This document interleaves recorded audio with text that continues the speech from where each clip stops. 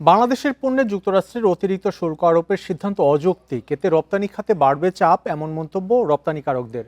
রপ্তানিমুখী শিল্পে জোরপূর্বক শ্রমের অভিযোগ সত্য নয় বলেও দাবি তাদের। তবে বাণিজ্যমন্ত্রী বলছেন, নতুন শুল্ক আরোপের কারণে রপ্তানির উপর কোনো বাড়তি প্রভাব পড়বে না।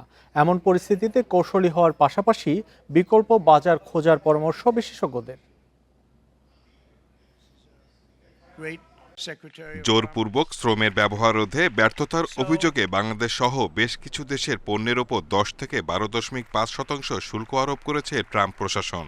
দেশের রপ্তানি আয়ের সিংহভাগ আসে তৈরি পোশাক খাত থেকে, আর এ শিল্পের বড় গন্তব্য মার্কিন যুক্তরাষ্ট্র। কিন্তু মার্কিন শুল্ক নীতির কারণে পোশাক শিল্পের ভবিষ্যৎ নিয়ে ভাবতে হচ্ছে নতুন করে। ব্যবসায়ীরা বলছেন, যুক্তরাষ্ট্রের বাজারে রপ্তানি বাড়ার সম্ভাবনা থাকলেও ঘন ঘন শুল্ক পরিবর্তনে দীর্ঘমেয়াদী শঙ্কা তৈরি হয়েছে। ফলে রপ্তানি বাণিজ্যে ভালো করার সুযোগ থাকলেও তা টেকসই হচ্ছে না। কখন কি হবে এটা কেউ আসলে বলতে পারছিল না। এই ট্রাম্প ট্যারিফ, এটা সারা বিশ্বের অর্থনীতির মধ্যেই একটা ওলটপালট, একটা অস্থিতিশীল পরিস্থিতি তৈরি করে দিয়েছে। তবে বাণিজ্যমন্ত্রীর দাবি, যুক্তরাষ্ট্রের নীতি অনুযায়ী নির্ধারিত মেয়াদ শেষ হওয়ায় আগের শুল্ক হারই নতুন নামে বহাল থাকছে। ফলে বাস্তব পরিস্থিতিতে কোনো পরিবর্তন আসেনি। শুল্ক পরিস্থিতির কোনো পরিবর্তন হচ্ছে না। গতকাল যেটি ছিল, আজকের মার্কিন যুক্তরাষ্ট্রের শুক্রবার রাত 12টার পরেও সেই শুল্কই থাকবে, ভিন্ন নামে থাকবে।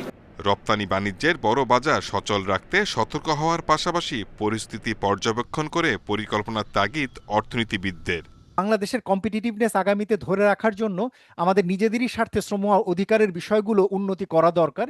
এটাকে শুল্কের সাথে সম্পর্কিত করে নেগোশিয়েট করে কমানো বা সময়কাল বাড়িয়ে চেষ্টা করা, এগুলো থেকে দূরে সরে এসে নিজেদের জন্যই আসলে শ্রম স্বার্থের বিষয়গুলোকে দেখা। শুল্ক সুবিধা পেতে যুক্তরাষ্ট্রের সঙ্গে সক্রিয় কূটনৈতিক ও বাণিজ্য আলোচনায় জোর দেওয়ারও পরামর্শ বিশ্লেষকদের। Shahid Ahmed, independent news, Dhaka.